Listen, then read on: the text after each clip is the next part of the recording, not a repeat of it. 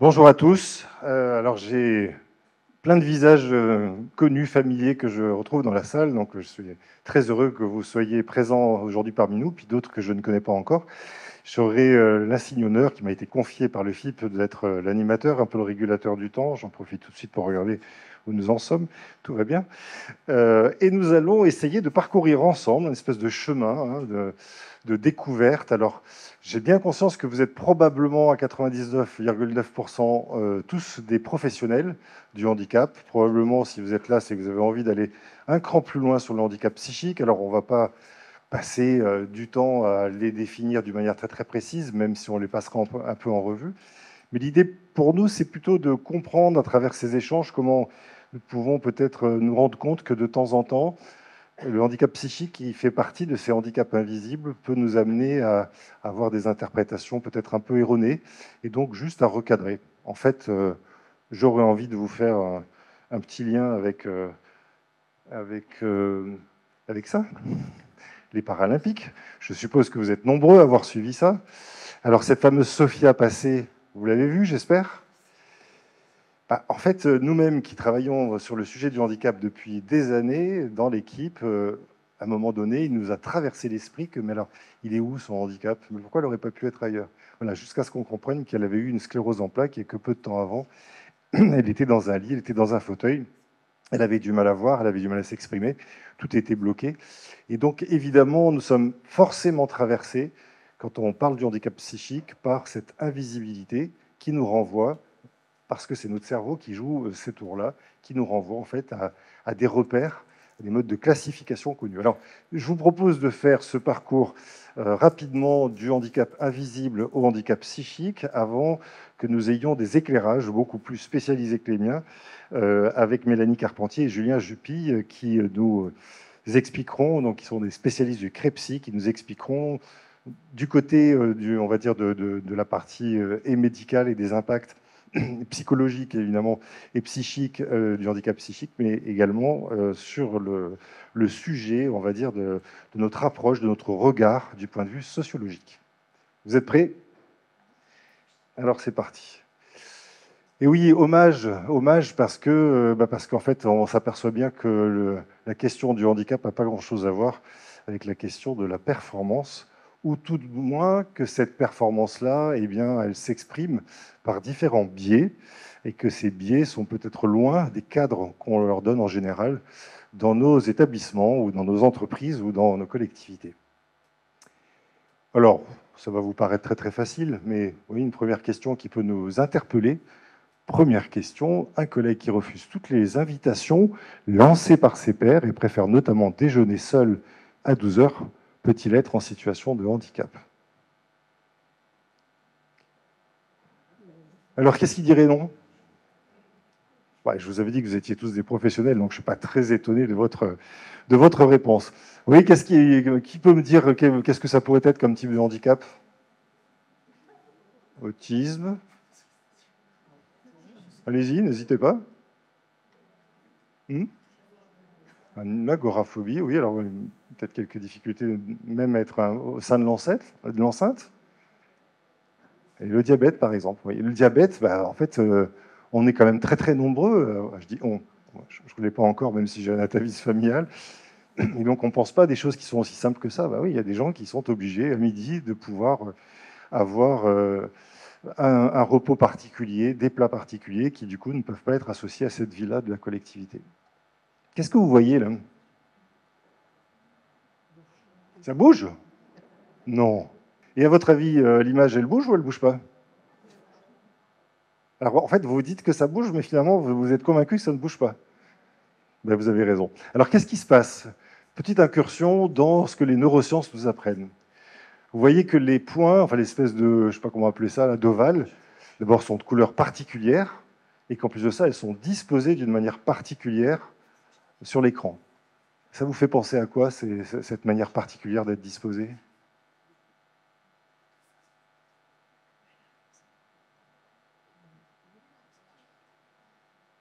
Peut-être à des vagues, non? Voilà, donc vous voyez des vagues. Eh bien, parce qu'effectivement, notre cerveau a enregistré que quand on a cette forme-là, avec voilà, des couleurs, des contrastes, entre guillemets, et bien en fait, on a l'impression que c'est des vagues. Et donc, comme on est habitué, eh bien notre cerveau, il nous rend de sacrés services, évidemment. Il nous a appris que quand on voit ça, il y a probablement derrière une vague. Mais là, en l'espèce, ça n'a pas beaucoup d'utilité, et donc, on va dire, notre cerveau nous joue des tours. Et puis là, si je vous dis quel est le cercle jaune le plus gros, est-ce que c'est celui de gauche ou celui de droite? Oui, mais en première intention, vous auriez dit quoi? Bon, vous auriez dit gauche, voilà. Moi aussi, la première fois, en première intention, et vous avez vu, évidemment, que ce sont les mêmes. Pourquoi? Mais ça, c'est aussi un biais de comparaison. Quand on met en relief quelque chose voilà, qu'on connaît ou qu'on ne connaît pas, et bien en fait, c'est plus grand, plus petit, et ce biais de comparaison, il peut nous jouer des tours également. Alors, un autre quiz, j'adore ça. Albert est réservé, méticuleux, cultivé et solitaire. À votre avis, il doit être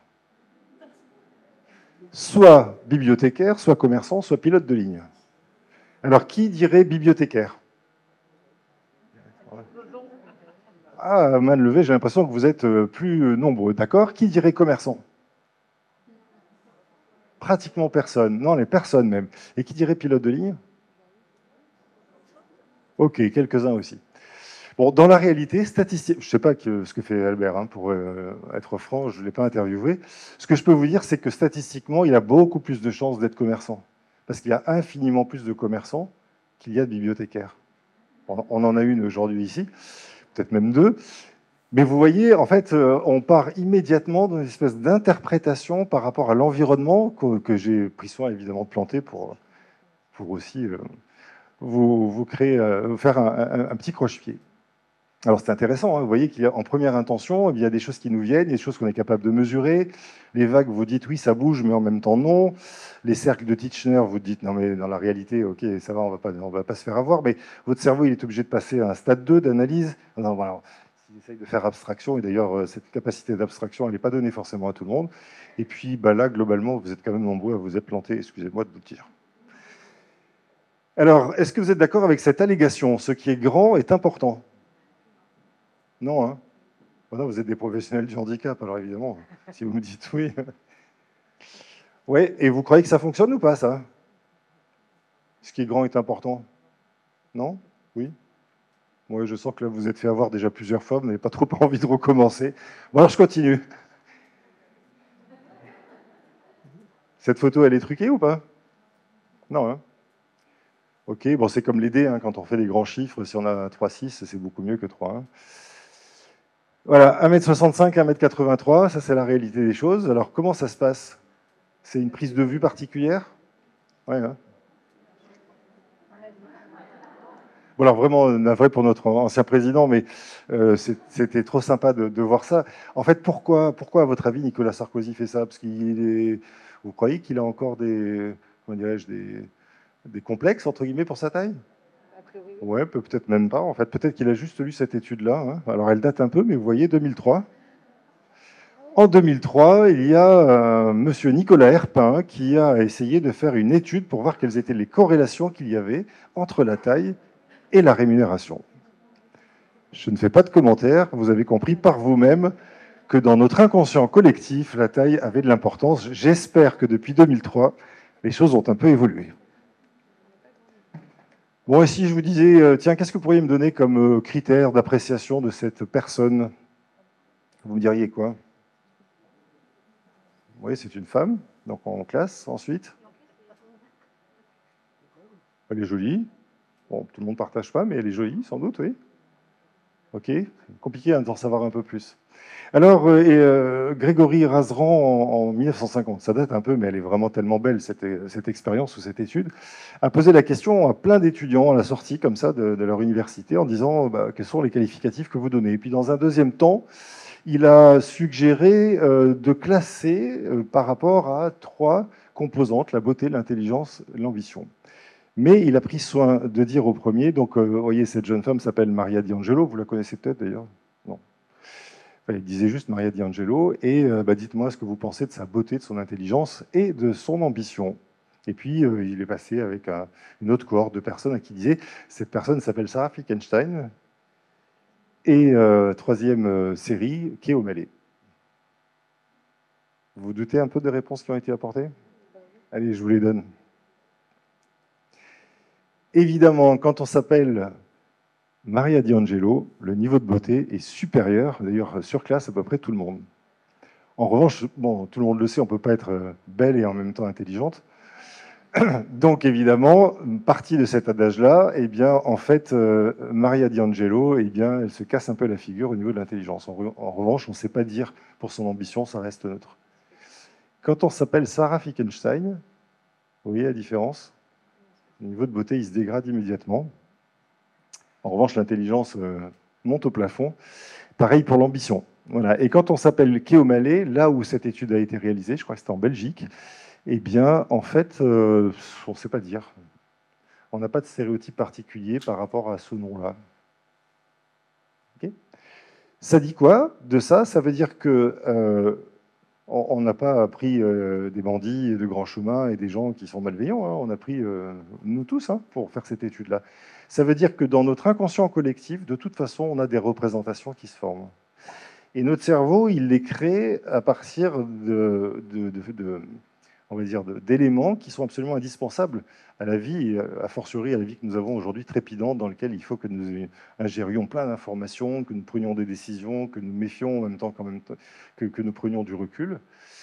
Alors, on va le voir tout à l'heure, hein, dans ces 4 fonctions essentielles, on va comprendre comment ces biais se créent. L'idée, c'est de se déculpabiliser de ce qui peut nous traverser, mais en même temps, de se dire qu'on a la possibilité de dépasser ce qui nous traverse pour aller un peu plus loin.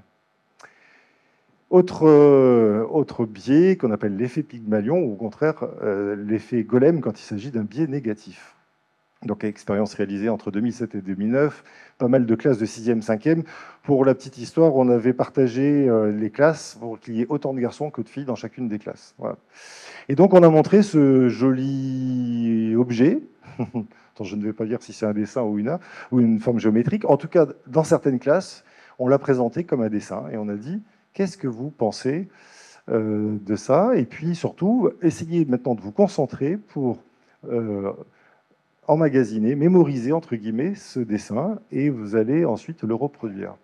Et dans la classe d'à côté, on disait c'est une forme géométrique, c'est en fait une forme d'algèbre en fait. Hein. Et donc vous allez vous concentrer pour essayer de reproduire. Voilà le résultat des courses. Quand on le présentait en test de géométrie, les garçons surperformaient en moyenne bien sûr par rapport aux filles. Et quand c'était l'inverse, quand c'était un dessin, eh bien c'était les filles qui réussissaient davantage. Pourquoi?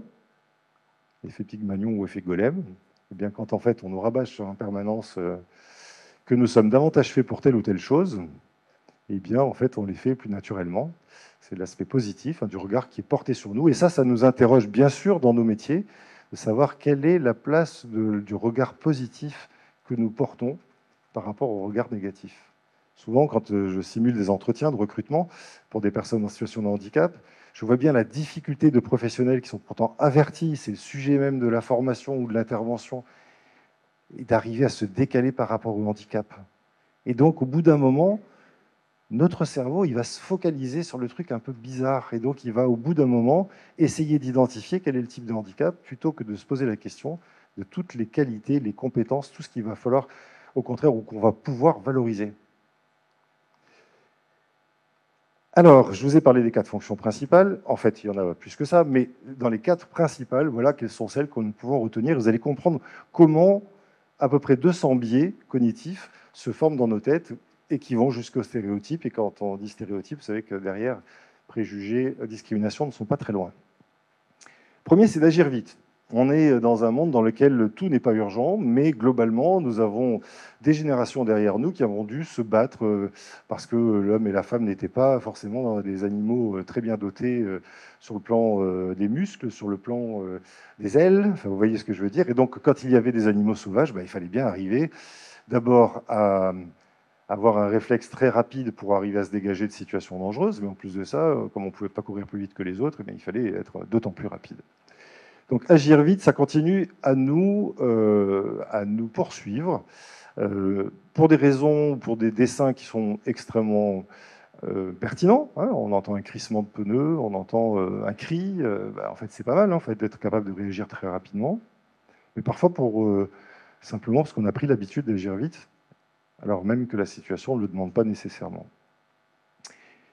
Et puis se souvenir, la question de la mémoire. Vous savez que nous avons une bonne mémoire, mais une mémoire qui est sélective, d'abord qui sélectionne ce qu'on a sélectionné déjà en amont comme information. Donc ça renvoie à la case à droite, gérer le trop-plein d'informations. Si je vous dis ici, il y a combien de spots lumineux dans la salle? De spots lumineux noirs dans la salle? Ah non, mais ça y est, maintenant vous allez les mettre à compter. Mais est-ce que vous les avez vus, ces spots lumineux, en arrivant? Non, vous avez vu qu'il y avait un dégradin, qu'il y avait une salle, donc vous êtes allé à l'essentiel. Eh bien, en fait, on passe notre temps, sans nous en rendre compte, à aller chercher l'essentiel de ce qu'il faut. Bon, alors, ok, dégradin, donc je fais comment pour monter? J'arrive en avance, j'ai le choix, je me mets plutôt devant, derrière. Les spots lumineux, en fait, on fait la même chose. Donc, gérer le trop-plein d'informations et mémoriser ensuite, eh ben, c'est extrêmement compliqué de ne pas mémoriser des choses qu'on a redit, refait, reconstruit chaque fois. Et donc, au bout d'un moment, on crée une espèce de sillon qui est le sillon de notre récit, du récit que nous faisons d'une réalité qui est évidemment que ce qu'on voit et non pas la réalité en tant que telle. Et il se trouve qu'en plus de ça, c'est notre particularité sur le plan de notre physiologie, en quelque sorte, notre morphologie, notre condition d'être, c'est qu'en fait, on a énormément de difficultés à faire quelque chose si on ne trouve pas le récit ou le sens. Donc en fait, il faut que ça ait du sens. Il faut que l'attitude de quelqu'un, par exemple, eh bien, ça soit en corrélation avec quelque chose qu'on connaît. Alors on va en permanence chercher à remettre dans les cases que nous avons, à partir de l'enfance, petit à petit, créées dans notre cerveau, classifier, déclassifier, reclassifier, maintenant ça c'est plus cohérent, etc. Et donc, on va faire le récit. Donc, vous comprenez pourquoi, évidemment, il y a autant de tensions dans tous les niveaux de la vie. C'est que dès qu'on prête attention uniquement à notre propre représentation et qu'on n'écoute pas l'autre, on a quelque chance d'avoir des avis qui sont divergents, parce qu'il y a autant de réalités que de personnes en tant que telles. Quand on prend les quatre et qu'on les mélange, vous voyez ce que ça donne. Alors, on agit vite, on agit d'une manière parcellaire, on agit en référence à quelque chose qui est notre propre histoire et qui n'est pas forcément celle des autres. Et en plus de ça, on l'explique la raison pour laquelle on agit comme ça. Alors pourquoi je vous parle de ça alors qu'on parle des handicaps invisibles? Tout simplement parce que les handicaps invisibles, ils fonctionnent de la même manière. Quand on n'a pas... En fait, quand on se posait la question dans l'équipe en disant « mais cette personne-là, c'est sûr, elle est handicapée lors des Paralympiques », il fallait qu'on fasse un pas de côté pour dire ouais, il y a 80% de handicaps invisibles, vous nous rappelez tout à l'heure Marine Neuville. Donc oui, bien sûr qu'il y a plein de handicaps, on le sait nous-mêmes. Mais vous voyez, dès le départ, en fait, on essaye de classifier. Ah oui, donc celui-là, il a une jambe en moins. Ok, c'est bon, là, je l'ai classé, je vois. Mais quand on n'arrive pas à classifier, c'est extrêmement compliqué. Et c'est exactement ce qui se passe avec les handicaps invisibles. Et a fortiori, encore plus avec les handicaps psychiques, puisqu'en fait, on va prêter souvent des interprétations sur des comportements alors même que ces comportements, ce n'est pas des comportements qui doivent être associés entre guillemets, à des comportements habituels, normaux, puisqu'en fait, la plupart du temps, ils s'expliquent par autre chose. C'était ma transition pour maintenant donner la parole à nos deux spécialistes de Créapsy, donc Mélanie Carpentier, Julien Jupy. Je ne sais pas si vous voulez arriver l'un après l'autre. Mélanie, peut-être, je crois que vous allez commencer. Nous allons donc maintenant rentrer un peu plus dans les troubles psychiques avec Mélanie Carpentier, qui est psychologue spécialisée en neuropsychologie, et TCC également, et qui travaille au Centre de ressources handicap psychiques des Pays de la Loire, qu'on appelle CREPSY. Voilà. Et Julien Jupy, qui travaille avec vous, avec cette approche sociologique qui vous caractérise et qui est votre métier. Alors, on va essayer ensemble de voir ce que trouble psychique signifie, de quoi parle-t-on. Et puis, on va faire aussi de plus en plus souvent des liens avec la fonction publique pour savoir comment ces troubles psychiques nous traversent, nous concernent, nous impactent, et comment on va arriver à trouver peut-être ensemble des solutions. Là, dans un premier temps, je vous propose qu'on plante le décor avec Mélanie et avec Julien, mais ensuite, vous n'hésiterez pas, bien évidemment, à prendre la parole, soit pour témoigner de vos propres exemples, soit pour poser d'autres questions. Alors, je vous propose de prendre... Merci.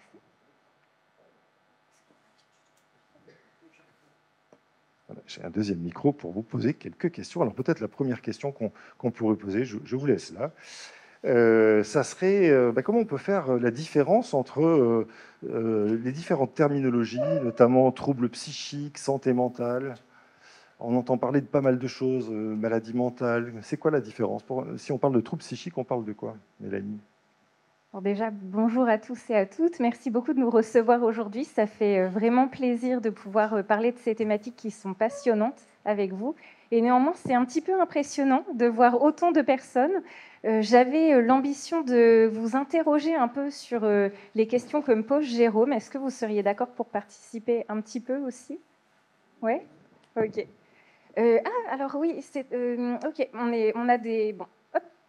C'est censé être en animation, donc vous n'avez pas les réponses tout de suite, mais on va faire en improvisation. Du coup, pour répondre à la question de Jérôme, je vais me tourner vers vous. Pour vous, qu'est-ce que c'est la santé mentale? Qu'est-ce qu'on entend régulièrement autour de la santé mentale? Les mots-clés qui vous viennent? Un bien-être, ouais. J'ai cru entendre autre chose que bien-être.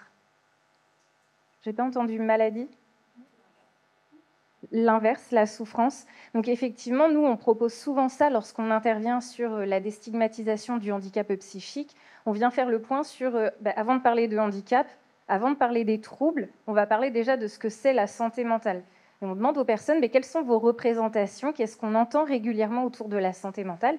Et souvent, on a soit le côté bien-être, tout va bien, une vie épanouie, etc., ou alors, à l'inverse, la maladie. Et donc là, on a des noms de diagnostics qu'on verra tout à l'heure. Et nous, en fait, ce qu'on s'est dit petit à petit, c'est de reprendre les bases de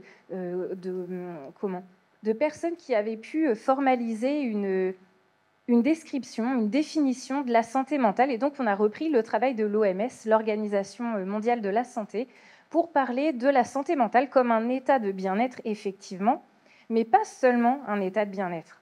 En fait, c'est un état de bien-être mental qui nous permet de fonctionner dans l'environnement dans lequel on évolue, avec lequel on interagit. Donc un état de santé qui nous permet d'affronter les sources de stress, les sources de stress de la vie. Je ne sais pas si vous voyez le petit pointeur là. Ouais. Donc d'affronter les sources de stress de la vie, donc d'être capable de ça, de réaliser notre potentiel, de pouvoir apprendre, de pouvoir travailler, parce que c'est ce que la société nous demande concrètement, d'être capable de prendre des décisions, de nouer des relations avec les autres, on est des êtres sociaux, hein, comme on le dit très bien, de contribuer à la vie de la communauté, à bâtir le monde dans lequel nous vivons.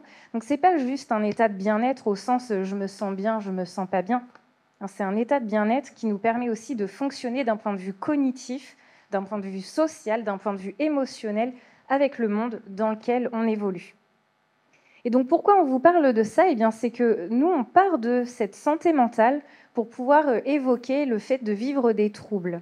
Donc là, c'est censé se mettre en plusieurs étapes. Normalement, vous ne voyez que cette partie-là. Donc on va imaginer qu'on ne voit que cette partie-là. Avec l'état de santé, on est en fait sur un continuum. Et c'est pas grave du tout, pardon, je fais des réflexions là-dessus, mais en fait, tout est OK. Ça s'adapte. C'est l'effet de surprise. Oui, c'est ça. Donc l'état de santé peut être très bon. On va plutôt être de ce côté-là du continuum, hein, donc la batterie rechargée à fond, j'ai plein d'énergie. Et à l'inverse, sur ce continuum, on peut ne plus avoir d'énergie du tout, se sentir très mal. Et ça, c'est valable pour la santé dite physique et la santé dite mentale. On est d'accord avec ça? Ok.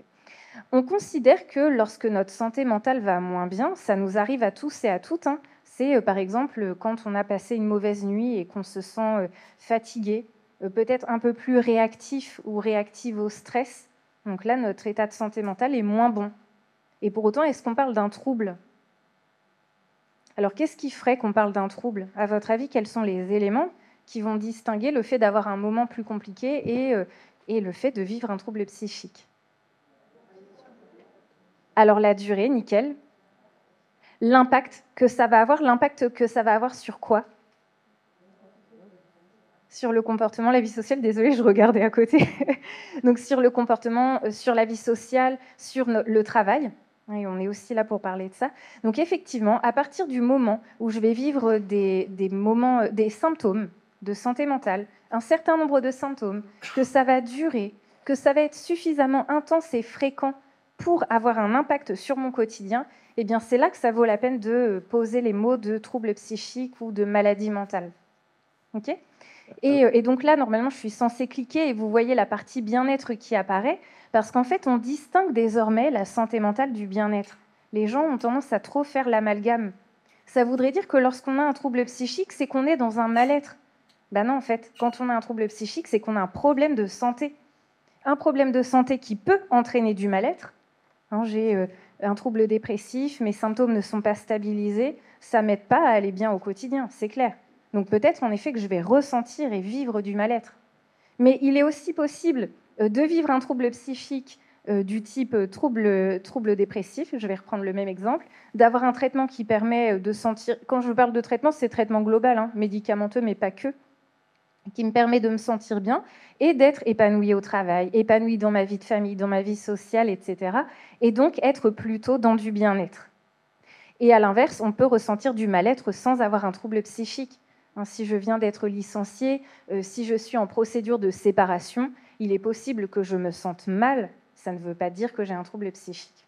Voilà. Mais ça, vous le savez peut-être déjà, tout ça. C'est juste reposer les éléments, remettre toutes ces choses en tête. Et quand on intervient, que ce soit auprès d'employeurs, auprès de personnes du médico-social, du sanitaire, lorsqu'on intervient et qu'on repose ces bases, eh bien, ça permet souvent de juste remettre les choses au clair pour pouvoir communiquer de manière saine avec les gens. Si j'ai un trouble psychique, ce n'est pas forcément lié à un mal-être. Donc c'est important de distinguer les deux. Alors, quels sont justement, puisqu'on a évoqué qu'il y avait différents symptômes, quels sont les facteurs qui peuvent faire évoluer ce bien-être ou cette santé mentale, et y compris évidemment dans notre environnement de travail? Donc là, c'est pareil, vous avez la slide qui apparaît très chargée, mais normalement, c'était censé être en plusieurs étapes. Donc, à votre avis, qu'est-ce qui fait, je me permets encore une fois de rediriger, qu'est-ce qui fait qu'à un moment donné, on peut vivre un trouble de santé mentale? Quels sont les éléments qui peuvent impacter notre santé mentale? Un traumatisme, la vie personnelle, un deuil, j'entendais la charge mentale, la charge de travail, effectivement. Donc très souvent, oui, des substances, oui, le fait de prendre des toxiques. En fait, très souvent, quand on parle de santé mentale, on va avoir tendance à associer la santé mentale avec des événements de vie. C'est très souvent ça. Je vis une dépression, mais qu'est-ce qui s'est passé? Ah oui, il y a eu un deuil. Ah oui, il y a eu une séparation, ça explique. Sauf qu'en fait, ce qu'on sait de la santé mentale, c'est que comme pour n'importe quel autre problème de santé, c'est plurifactoriel. Et on se base sur un modèle qui est assez connu qui s'appelle le modèle biopsychosocial. Ça vous parle peut-être? Pas plus que ça, et oui pour d'autres. Donc biopsychosocial, eh bien bio c'est pour biologique, c'est ce que vous voyez ici. Hop. Donc tout ce qui va être biologique, c'est ce qui correspond à notre patrimoine génétique, ce qui va correspondre à la quantité de luminosité que l'on va avoir au sein de 24 heures, dans les 24 heures, la quantité de lumière qu'on va avoir, ce qu'on va manger, le sport qu'on va faire, la météo de manière plus globale, tout ce qui va être biologique, ça va aussi être pour les femmes. Par exemple, on a beaucoup entendu parler d'une maladie là ces derniers temps. Il y a un rapport qui a fait fureur il y a 1 an à peu près. L'endométriose, ouais, et qui relève de la santé mentale. Est-ce que vous avez entendu? Dépression postpartum, ça vous parle? Il y a eu des BD autour de ça, on en a beaucoup parlé de ce sujet, parce qu'on sait qu'il y a un lien très fort entre le taux d'hormones ou les fluctuations hormonales dans le corps et l'apparition de troubles psychiques. Donc là, on a parlé des femmes, mais messieurs, vous avez aussi votre lot avec l'andropause et avec l'adolescence, qu'on vit tous et toutes. Et d'ailleurs, on sait que c'est souvent à l'adolescence que les troubles apparaissent. Donc il y a tout un tas de facteurs biologiques en lien avec le patrimoine génétique, le rythme de vie, etc. Il y a tout un tas d'éléments dits psychologiques, parce que modèle biopsychosocial, donc psycho pour psychologique. Et en fait, c'est pas ce qui est le plus gros, c'est pas ce qui est le plus représentatif. Les facteurs psychologiques, ça va être ce qu'on va vivre et la manière dont on va le vivre. Avoir vécu des traumatismes, oui, mais ne pas avoir été accompagné autour des traumatismes, par exemple. Avoir vécu de la maltraitance, oui, mais si j'ai eu un bon accompagnement autour de la maltraitance, ça peut devenir un facteur de protection. Donc les facteurs biologiques, psychologiques et les facteurs sociaux, donc selon l'OMS, ça intervient à plus de 50% sur notre santé. Et les facteurs sociaux, eh bien, c'est ce que vous avez dit tout à l'heure, par exemple, par rapport à la charge de travail. Comment ça se passe au travail? Est-ce que ma charge de travail est OK? Est-ce que je m'entends bien avec mes collègues? Est-ce que je me sens bien quand je vais au travail, quand je rentre chez moi? Est-ce que je me sens bien dans la ville dans laquelle j'évolue?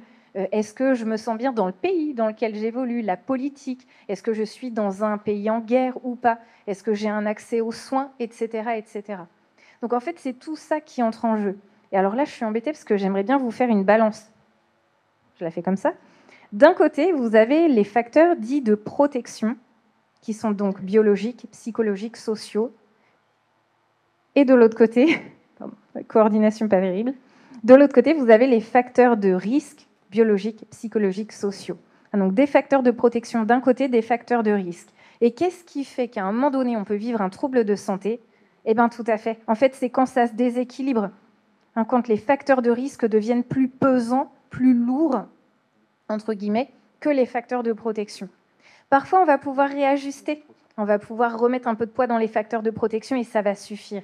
Et d'autres fois, le corps va compenser, et au bout d'un moment, ça va être trop compliqué. Et c'est là qu'il peut y avoir un problème de santé qui apparaît. Donc c'est le modèle qui est le plus retenu aujourd'hui. Et peut-être que dans 10 ans, si vous entendez à nouveau des propos autour de la santé mentale, ça aura évolué. Alors merci Mélanie, on a compris donc les trois grandes familles entre guillemets de facteurs. On entendait parler des symptômes. Alors nous ici dans les établissements, on doit être alerté quand? Qu'est-ce qui doit nous alerter d'une difficulté peut-être de santé mentale ou une santé mentale qui se dégrade? Donc ça, je pense que c'est le cœur. En général, c'est ça que les gens attendent dans nos interventions, c'est de savoir repérer quand ça commence à aller moins bien, parce que c'est intéressant de comprendre pourquoi ça va moins bien à un moment donné, mais le mieux, c'est de pouvoir agir. Donc, qu'est-ce qu'on peut repérer par rapport à la santé mentale? Ce que je n'ai pas dit, en fait, c'est que quand ça se déséquilibre au niveau de notre balance entre les facteurs de risque et les facteurs de protection, le corps compense, et à un moment donné, ça va moins bien, la maladie arrive. Et la maladie, elle est liée à quoi, à votre avis? Est-ce que vous savez d'où ça vient, le trouble psychique, dans le corps? Oui, ça vient du côté génétique, mais ça, c'est un facteur de risque. Mais qu'est-ce qui fait que là, par exemple, là, tout de suite, je ressens une anxiété qui est bien au-delà de ce que je devrais ressentir? Qu'est-ce qui bug dans le corps? Oui, c'est pas loin de ça, en fait, c'est chimique. On est sur quelque chose de chimique. Ce qui fait que les symptômes apparaissent. Donc là, je ne parle pas de l'origine de pourquoi je suis malade, mais pourquoi je me sens mal. Pourquoi là, ce matin, j'ai déjà pas d'énergie alors que j'ai dormi 10 heures, que je suis censée être en pleine forme, mais j'ai déjà plus de jus. Eh bien, pourquoi? Eh bien, parce qu'il y a très probablement un déficit neurochimique. Et ce déficit neurochimique, ce qui est intéressant, c'est qu'on peut le repérer sur des petites balises du quotidien. Les éléments du quotidien les plus simples à repérer, notamment dans le milieu du travail, eh bien, ça va être tout ce qui relève de la fatigue. Le trouble psychique amène très souvent de la fatigue, soit parce que la personne a un sommeil perturbé, ou bien parce qu'elle va avoir des difficultés de concentration, et du coup, ça va lui demander beaucoup d'énergie pour pouvoir se concentrer. En début de journée, elle va avoir un peu d'énergie, à midi un peu moins, et le soir, plus du tout. J'ai déjà dépassé tout mon stock d'attention, par exemple, donc ça va être plus compliqué de se concentrer. Donc si vous repérez des sensations persistantes de fatigue, un collègue qui arrive avec les yeux marqués, des marques de la fatigue, ou vous sentez le comportement qui a changé, le comportement plus bas, une humeur plus basse, une énergie plus basse. Si la personne se plaint d'avoir un mauvais sommeil, des fois on en parle entre collègues, oh j'ai mal dormi cette nuit, puis le lendemain, oh bah, j'ai mal dormi cette nuit, t'as l'air fatigué, ouais j'ai mal dormi. Tiens, c'est bizarre, ça fait 2 semaines que tu parles de ça. 2 semaines par exemple, c'est suffisant pour pouvoir parler de certains diagnostics comme le diagnostic de la dépression. Donc de vraiment pouvoir en parler à la personne, lui poser des questions sur des éléments qu'elle partage avec nous.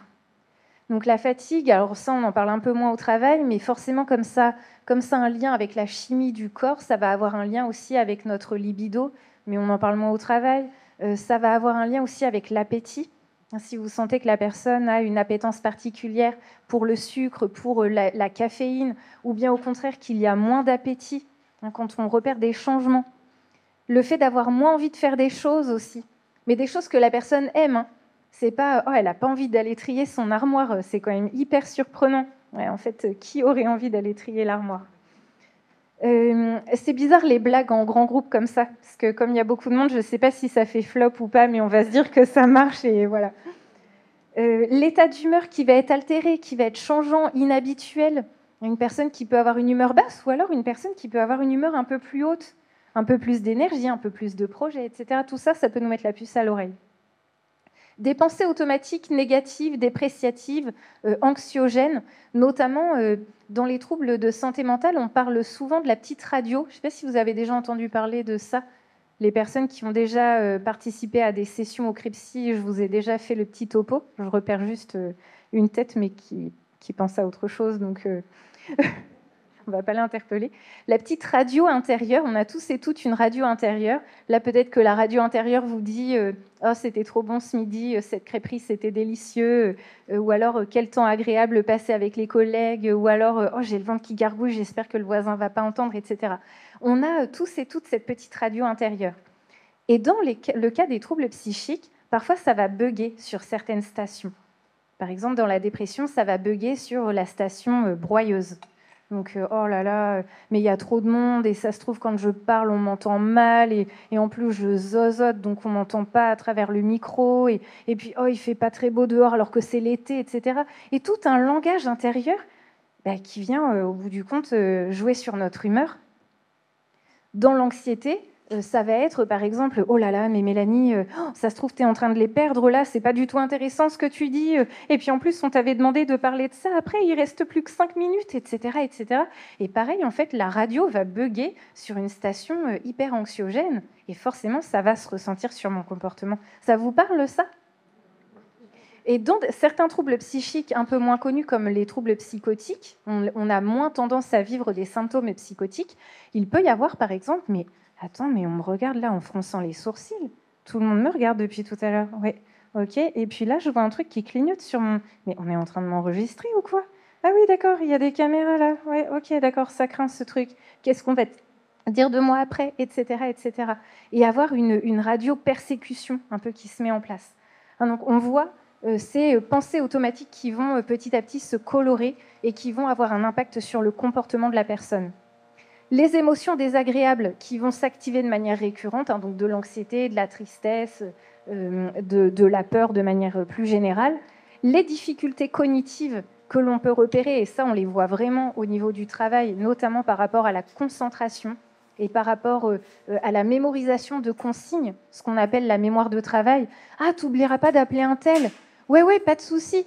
Au fait, tu as appelé un tel? Ben non, tu m'en as pas parlé. Ben si, on en avait parlé. Donc la mémoire qui va bugger à certains moments puisque la concentration est difficile à tenir. Et puis, dans certains cas, c'est plus rare, il peut y avoir des perceptions inhabituelles, donc comme ce que tu nous as montré, Jérôme, mais cette fois, la personne voit réellement, et elle est la seule à voir, par exemple, la ligne qui va se déformer. Et ça fait très peur. Et là, on est d'accord, on entend tous et toutes le son, voilà.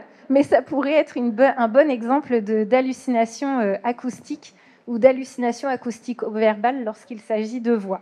Pardon, je suis pipette. Bon, Mélanie, tout va bien. On a le temps. Bon. On est dans le timing en tout cas. Alors peut-être qu'on peut aller un cran plus loin parce qu'on a parlé de plein de symptômes, on a parlé aussi de quelques causes, mais finalement, est-ce qu'il y a une... Vous allez dire, il est complètement contradictoire. Est-ce qu'il y a une classification quand même des troubles psychiques? Oui. Alors du coup, c'est ce qui nous permet de comprendre.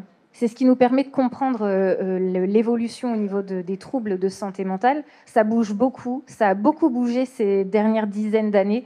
On est passé de névrose, psychose, au fait de ne plus du tout en parler pour plutôt parler de troubles bipolaires, de troubles dépressifs, etc. En fait, ce qu'il faut savoir, c'est que les classifications, là je vous ai mis l'évolution depuis la première classification, qui s'appelle le DSM, le manuel diagnostique et statistique des troubles mentaux. La première version, elle date de 1952, donc en fait, c'est pas si vieux que ça.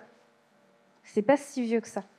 Et elle est agrémentée au fur et à mesure de validation de consensus d'experts avec des analyses qui vont être plutôt de l'ordre de la psychologie ou alors de l'ordre du biomédical. Julien vous en parlera tout à l'heure, voir un peu comment ça a évolué, tout ça. Et aujourd'hui, on est plutôt sur le fait de s'intéresser aux maladies, à leurs symptômes et surtout à l'impact que ces symptômes vont avoir dans le quotidien des personnes.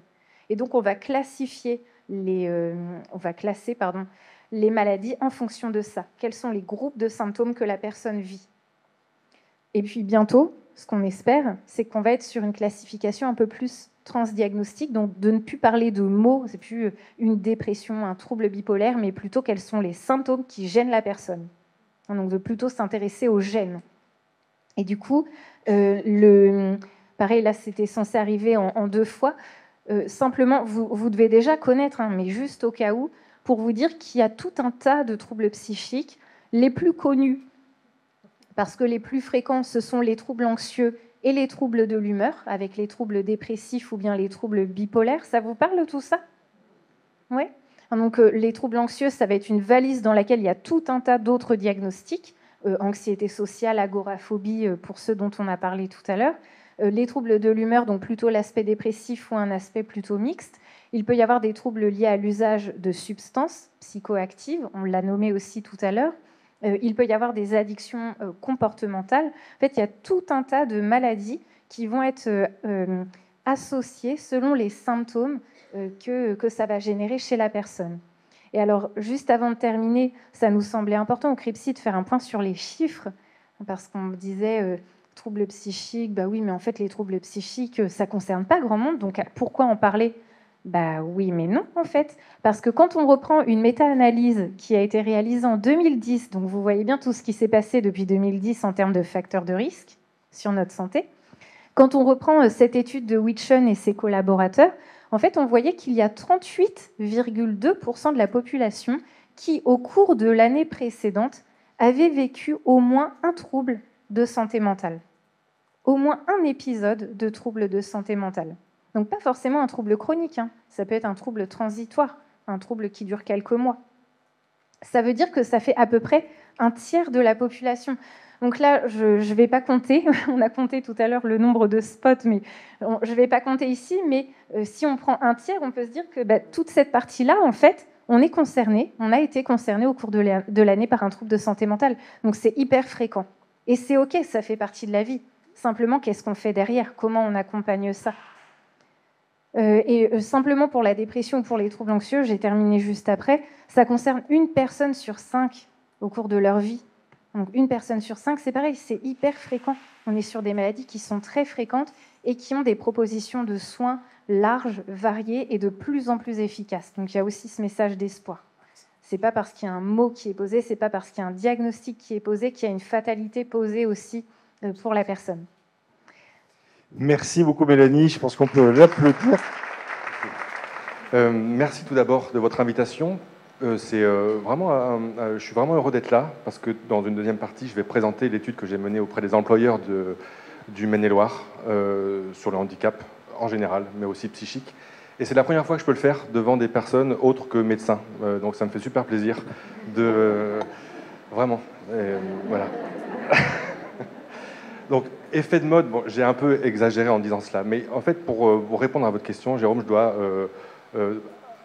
conjuguer 3 séries de changements, des changements qui concernent la pensée psychiatrique, d'autres qui vont concerner le handicap, la place sociale du handicap, et puis enfin, je terminerai par une focale un peu plus large sur les mutations sociales. Mutation de la pensée psychiatrique, tout d'abord. La sectorisation, vous savez, qui a été initiée dans les années 70, a conduit simultanément à faire tomber les murs de l'asile, de l'hôpital psychiatrique, et à développer des soins qu'on appelle en ambulatoire, avec l'idée derrière que les personnes concernées par les troubles psychiques ne doivent plus vivre à l'hôpital, mais dans la cité. À sa suite,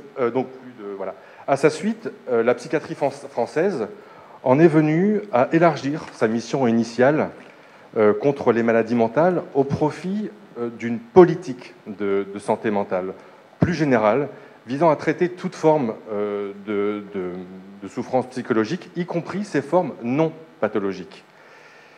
Ceci a eu pour effet, donc ça voilà ce que traitait autrefois la psychiatrie, on va dire que les petits points rouges ce sont les problèmes, voilà. Avec l'arrivée d'une politique de santé mentale, ce qui concernait les professionnels de la santé mentale, c'est considérablement dilaté. Donc le premier élément à retenir ici, c'est le passage de la psychiatrie. Pourquoi ça revient? Mais non. Alors, pourquoi c'est revenu? Peut-être, on va dire que c'est ça. Le premier point, donc, sur lequel le premier élément à retenir, donc, c'est le passage de la psychiatrie vers la santé, vers une politique de santé mentale. La seconde chose, c'est l'essor des neurosciences, ou plutôt du modèle biomédical dont vous a parlé tout à l'heure Mélanie. Donc, mutation du raisonnement psychiatrique avec l'émergence du modèle biomédical dont les neurosciences et les sciences cognitives participent depuis les années 70 aussi. Tout ça est concomitant, avec un déclin relatif des approches psychodynamiques, ou, comme la psychanalyse par exemple, qui est accusée, les parents le disent beaucoup, de culpabiliser les gens. Donc, déclin relatif des approches psychodynamiques. Alors, qu'est-ce que ce changement veut dire? Les neurosciences renouvellent le regard que l'on porte sur les difficultés personnelles par la référence à un organe qui est le cerveau. Donc, ce qui fait que, grâce à elle, il y a un changement de statut des problèmes personnels. Changement de statut parce qu'il n'est plus appréhendé comme, il est de plus en plus appréhendé comme des neuropathies d'origine cérébrale, des dysfonctionnements cérébraux. Mélanie a parlé de troubles, enfin de dysfonctionnements neurochimiques tout à l'heure, dont l'origine fait intervenir de multiples facteurs, dont les facteurs génétiques. Sous l'impulsion donc des sciences cognitives, de nouvelles catégories psychiatriques sont apparues. On en a eu une longue liste tout à l'heure, les TOC, etc. Je ne vais pas refaire la liste là. Eh bien, ces nouvelles manières d'appréhender les troubles psychiques procurent une identification sociale à quantité de personnes qui se sont progressivement mobilisées en collectif, en association d'usagers ou de proches, dans le but de faire reconnaître leur état, aujourd'hui, appréhendé sous le prisme du handicap. Je vais y revenir. Il y a donc, vous le voyez, une dimension beaucoup plus collective et politique, ce qui rend bien sûr plus visible ces problématiques-là. En plus de transformer le statut des troubles psychiques, les neurosciences transforment aussi le sens des difficultés personnelles, notamment par un allègement de la culpabilité. Et donc les grilles de lecture en termes de dysfonctionnement cérébral permettent le transfert de causalité entre, sur le cerveau, donc sur un déficit dont personne n'est responsable ni coupable, mais où chacun devient victime. Bon. Au-delà donc de ces effets moraux qui sont importants, puisqu'ils permettent de se mobiliser, d'identification sociale dont je parlais tout à l'heure, il y a aussi des effets pratiques, puisque les personnes peuvent plus facilement accéder à une position d'où ils peuvent revendiquer certains droits et certaines compensations. Voilà. Donc ici, je voulais attirer l'attention à la fois sur le changement de statut et de sens que cela induit pour les personnes concernées. Donc je dois maintenant aborder la question du handicap. Nouvelle définition du handicap qui a été rendue possible suite à une transformation de la conception du handicap dans les années 2000, de la classification internationale. Disons que le handicap était autrefois défini du point de vue médical. Le médecin établissait le handicap en tant que condition. Une condition, sous-entendu qu'une condition est donnée et que l'on ne peut pas en sortir. On peut améliorer cette condition, mais c'est au médecin de réadapter, de réadapter la personne à l'aide de technologies visant à réduire le handicap abordé sous l'angle de l'incapacité. Ça, c'est le modèle médical du handicap. Or, ce modèle est aujourd'hui révolu et a été remplacé par... mais pourquoi? Non. A été remplacé par un modèle qu'on appelle biopsychosocial, un modèle dynamique. On ne parle plus de personnes handicapées aujourd'hui, vous le savez, on parle de personnes en situation de handicap.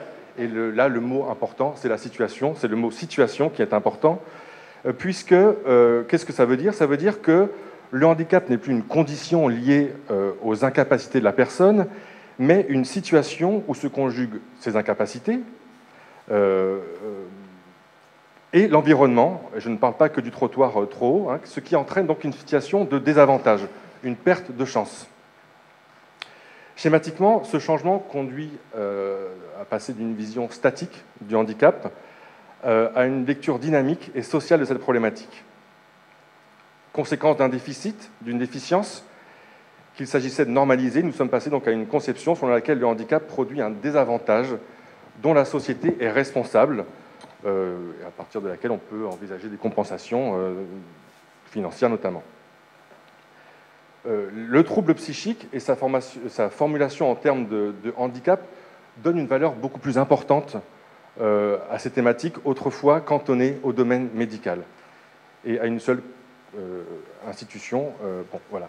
Et puis dans nos sociétés, aujourd'hui, je vais y venir bientôt, même à l'instant, nous nourrissons une passion pour l'égalité, qui est une bonne chose, et pour l'égalité des chances notamment. Enfin, après avoir parlé des mutations de la pensée psychiatrique, de l'essor des neurosciences et puis de la nouvelle définition du handicap, j'aimerais aborder la question plus sociale de la société, des valeurs qui nous imprègnent tous, et parler de la société de l'autonomie. Nous vivons dans un type de société que l'on peut définir comme étant démocratique, individualiste, pas forcément au sens de égoïste, je vais y revenir, donc démocratique, individualiste et égalitaire. Dans ce type de société, la subjectivité, le personnel, l'intériorité occupent des places centrales. Nous vivons dans des sociétés où l'individu est devenu la valeur suprême. Alors, c'est dans ce sens-là qu'on appelle nos sociétés des sociétés individualistes. C'est quand l'individu occupe la place suprême. L'opposé des sociétés individualistes sont les sociétés holistes. Un exemple, c'est la société hindoue, où là, hindouiste, pardon, où là règne plutôt la société de caste, vous savez, où là c'est plus la position qui est importante plutôt que l'individu. Donc, à partir de la fin de la Seconde Guerre mondiale, émerge le souhait de vivre une vie choisie. L'épanouissement personnel, l'indépendance, l'accomplissement personnel, la propriété de soi deviennent des idéaux, des aspirations collectives. Ce qui a donné lieu à l'aboutissement, à mai 68, l'éclat que ces valeurs ont conduit sur la scène publique. À partir des années 80, toutes ces valeurs sont approfondies. Les valeurs de l'autonomie deviennent non plus des aspirations, mais elles deviennent une condition. Ça veut dire quoi? Ça veut dire qu'elles entrent dans un système d'attente collective. Qui dit attente collective veut dire qu'elles deviennent des normes, autrement dit, des impératifs, des injonctions. Ce qui donc a pour conséquence de confronter les individus à de nouvelles normes, des impératifs, des contraintes, telles que l'initiative, la réalisation de soi, la responsabilité personnelle, la capacité à décider et à agir de soi-même, la coopération, l'innovation, le fait d'avoir un projet de vie, voilà, la compétition. Et toutes ces valeurs imprègnent l'ensemble des relations sociales, ce qui tend à en renforcer la dynamique. Donc que l'autonomie soit devenue une condition, une norme, autrement dit un impératif, comme je le disais, marque une préoccupation pour la souffrance psychique et toute forme de vulnérabilité. Alors si la souffrance psychique, la détresse psychosociale sont aujourd'hui omniprésentes, on peut penser à un effet de mode, c'est qu'elles accompagnent cette nouvelle normativité, ces impératifs auxquels chacun se doit de répondre, qui constituent à la fois une opportunité pour beaucoup d'entre nous, mais pour certains, ça met en tension, c'est aussi une source de tension qui s'exprime à travers la souffrance psychique. Et l'autonomie met partout la responsabilité, les sociétés de l'autonomie mettent partout en avant la responsabilité et la subjectivité, ce qui a pour effet d'exacerber les fragilités individuelles. Donc il faut comprendre que la grande visibilité des préoccupations pour la santé mentale et la souffrance psychique, qui avaient assez peu d'importance autrefois, faut les comprendre comme des manières pour les sociétés individualistes de poser et de tenter de répondre à de multiples problèmes qui ont émergé avec l'ascension des valeurs et idéaux de l'autonomie. Voilà. Voilà ce que je pouvais dire pour préparer. Merci beaucoup, Julien. Alors, juste pour ton information, nous devrions avoir terminé il y a déjà 5 minutes. Donc, si nous pouvions ne pas prendre trop de temps aux autres, si tu pouvais maintenant nous faire un coup de focus sur justement l'étude que tu as pu conduire dans le milieu professionnel pour montrer quelles étaient justement les évolutions et les réalités qui se vivent dans le milieu professionnel. Le but de la recherche, c'était d'identifier les facteurs de réussite de l'insertion professionnelle du point de vue de l'employeur. C'était les freins, les leviers au maintien et à l'embauche des personnes en situation de handicap, tout handicap confondu. Ça, je ne prends pas, ça non plus. 42 entretiens menés, 31 dans le privé, 11 dans le public. Pourquoi il y a plus de privé? C'est que dès lors qu'on va dans un conseil départemental, on touche énormément de structures, donc ce n'est pas la peine d'en multiplier non plus énormément. Voilà, avec des directeurs responsables des ressources humaines, des directeurs, des gérants, etc. Vous en avez la liste ici. Tout à l'heure, Jérôme a parlé de stéréotypes. Je parle de représentation collective, ce qui revient à peu près au même. Lenteur, les cadences sont trop importantes. Nous, ici, on fait un boulot de précision, on ne peut pas embaucher n'importe qui. Manque d'autonomie de ces personnes-là. Donc, c'est vu sous l'angle de la restriction, de la limitation physique et cognitive. Et quand on leur parle de handicap, c'est avant tout le fauteuil roulant qui écrase tout. On ne voit que ça. Faut travailler là-dessus. Il faut travailler sur les représentations parce que tout le monde pense que ça demande des mesures excessivement chères pour aménager pour un fauteuil roulant. Bon. Donc on peut compenser par contre ça. On peut compenser le handicap physique. Il est maîtrisable par des aménagements. Contrairement au handicap psychique, qui est un handicap à part. Là, quand on parle de handicap psychique aux employeurs, ils vont parler tout de suite de la schizophrénie, ils vont parler de fou, de péter un câble, de crise, de mise en danger de soi et d'autrui. J'avais plein de verbatim à vous montrer, mais je ne fais pas, évidemment, hein, Jérôme, ne vous inquiétez pas. J'assume. Donc, c'est conçu comme un trouble de nature médicale, il est persistant, non évolutif, ou de nature non évolutive, et il est incontrôlable. Attention, ce n'est pas moi qui parle, hein, je relate les propos. Hein. Celui-ci, donc, c'est le danger, la sécurité, et puis il y a aussi l'image, aussi quand il y a une relation de clientèle, notamment, voilà, le problème d'image de l'entreprise. Le handicap psychique, ça c'est des chercheurs qui l'ont montré en 2017, je reprends cette phrase, le handicap psychique semble se heurter à une logique d'inadéquation à l'emploi. C'était déjà écrit donc là, voilà, en 2017. Bon. Ça, c'est inaccessible à la compensation. Selon les employeurs interrogés, on ne peut pas modifier ça. Donc les représentations collectives, plus la stigmatisation, plus la préoccupation pour la performance économique, la productivité, la sécurité, l'image clientèle égale des freins importants, des réalités inconciliables.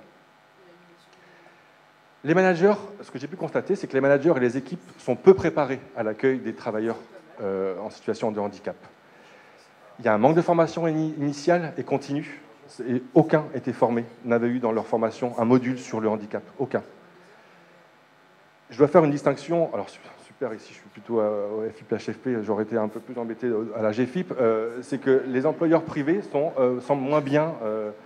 La rationalité économique est très importante chez eux, hein, le profit, etc. Les petites entreprises sont complètement démunies. Les restaurants, par exemple, hein, je suis allé en voir. Pour le public, rationalité économique est beaucoup moins importante, évidemment, même si on parle d'efficience, hein, ce qui est l'équivalent de l'efficacité, mais bon, ils sont beaucoup plus sensibilisés et formés, ils ont des représentations moins stéréotypées, ils ont bien sûr un cadre plus contraignant, hein, c'est une vitrine, et puis un environnement plus favorable. Autre frein, tâches administratives jugées trop lourdes, fastidieuses. Une personne qui me disait, mais pour commander une souris adaptée, c'est l'Everest en fait, il me faut des mois pour avoir une souris adaptée ou un écran, voilà. Une grande variété d'acteurs, un réseau qui est mal identifié, surtout pour les petites entreprises. Les difficultés à articuler et coordonner cet ensemble d'acteurs, voilà, alors qu'un guichet unique serait tellement plus simple pour eux. Des contributions jugées peu incitatives, voire dérisoires, qui favorisent une certaine passivité. Et puis, les deux organismes sont plutôt assimilés à des collecteurs d'impôts, alors qu'ils sont attendus au niveau de l'accompagnement. Il semble qu'il n'y a pas de lien beaucoup entre les employeurs. Je suis obligé de caricaturer hein, pour aller vite. Hein. Les 6% ne donnent pas lieu à des embauches directes, mais plutôt à, on va identifier au sein des structures ceux que le travail a abîmés, hein, voilà, pour le dire vite. Donc peu ou pas d'embauches directes, mais plutôt des campagnes de sensibilisation, vous savez, les journées européennes du handicap, les ambassadeurs, etc.